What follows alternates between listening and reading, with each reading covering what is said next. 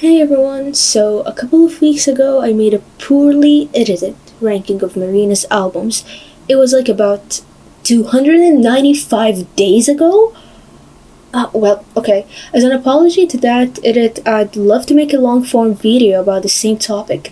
Plus, I'd love to get back to the spirit of creating since my last long form was 10 months ago?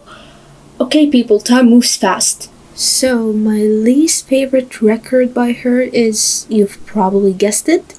Love and Fear. Look, the album isn't necessarily bad. I think it has some bops in it.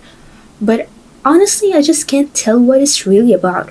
I might even add it's her weakest album lyrically. She just doesn't dig deeper to explain both of these emotions.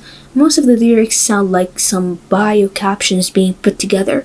Even my favorite song from it, which is To Be Human, it is still a beautiful song and I love it, but it really doesn't tell you what riots she's talking about or why is she naming countries. And again, this is my opinion about it. I actually enjoy listening to it sometimes. The next record is Princess of Power. Now, don't get me wrong, this album is fun and I enjoy listening to it, but the other albums are just personal favorites. In my opinion, it doesn't take things seriously and that's the beauty of it.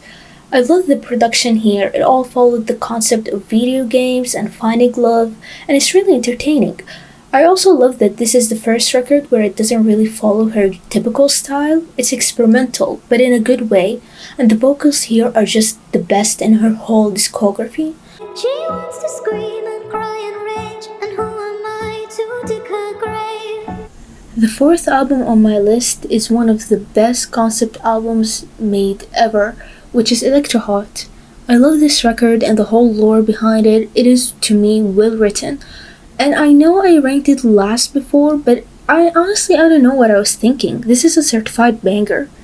Now, in case you don't know, the album was built around four archetypes. I'm gonna discuss each one of them now, starting with the Beauty Queen. Now, those tracks and visuals are outstanding, with songs like Prima Donna, Fear and Loathing, and State of Dreaming, all capturing the insecurities and drama of this lifestyle. Second, we have the homewrecker archetype. Those tracks are mostly haunting and vulnerable, in songs like Power and Control, obviously Homewrecker, and Evil or EVOL. Third, we have the idle teen archetype, which is my favorite out of them all. Those tracks are so poignant in the lore of Electro Heart, especially in the track Teen Idol. Also, Bubblegum Bitch and Radioactive are fun bops. Unfortunately, it has my least favorite song on this record, which is Living Dead. A detail that was pointed out about the visuals is that they don't really have the hard-on chic signature look. Now, this is a signature look of Electro Heart where she even said it in How to Be a Heartbreaker, but we don't really see it here, and that might suggest that she's not Electro Heart yet or she didn't form this identity yet. Lastly, we have the housewife archetype. It has a few tracks, but they are all wonderfully descriptive in songs like Lies and The Valley of the Dolls. Overall, Electro Heart is a fun and genius concept that I adore so much. The next record is Ancient Dreams in a Modern Land. Now, this record isn't necessarily cohesive, but it's powerful to me. The album could be separated to three parts. The first one is the social and political tracks, starting from the title track to New America. Those tracks are mostly good and thought-provoking, especially with Ancient Dreams, and Venus Flytrap, which is my favorite of this whole record. Now, however, Purge the Poison is, to me, all over the place. It reminds me a lot of Love and Fear, but it's still decent, as well as Man's Word. Man's Word is cool. It started off good, but the second verse is not my favorite, honestly. The second part is the breakup songs. It goes from Pandora's Box to Goodbye. Honestly, I've never been through a breakup, but God, I cry every time I hear Flowers or Goodbye. I mean, the lyric, I've been a mother to everyone else, to every MF except myself, I felt attacked a bit. The third part is the social songs with the deluxe tracks. I love those three tracks, especially Pink Convertible. The reason why Ancient Dreams is above the Electro Heart is because it's more relatable to me.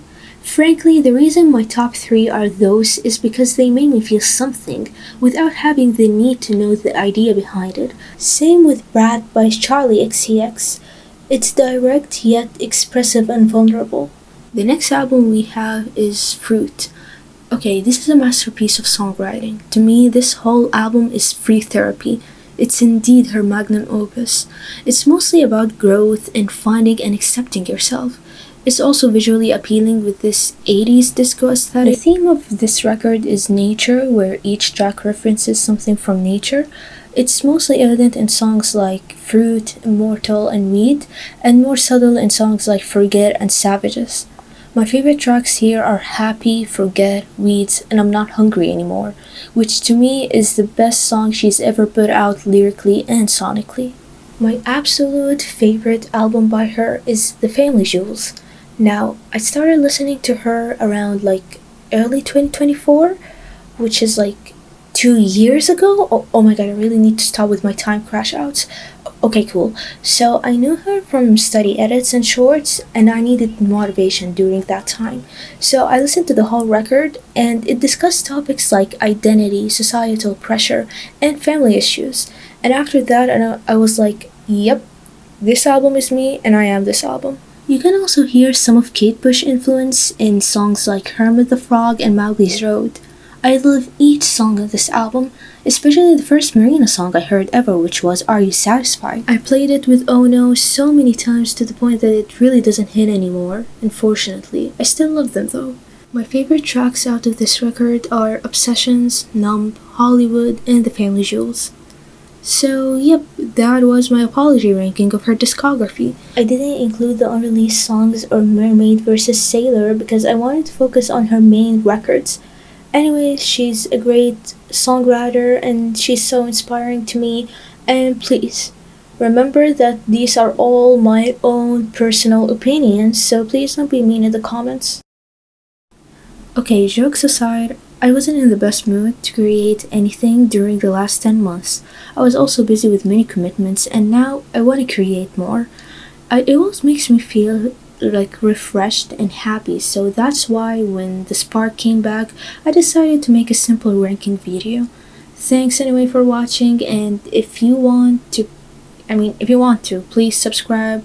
Although my videos are half Gilmore Girls, half middle school private projects. I don't know my niche yet, but I'm trying and that's what matters. Bye!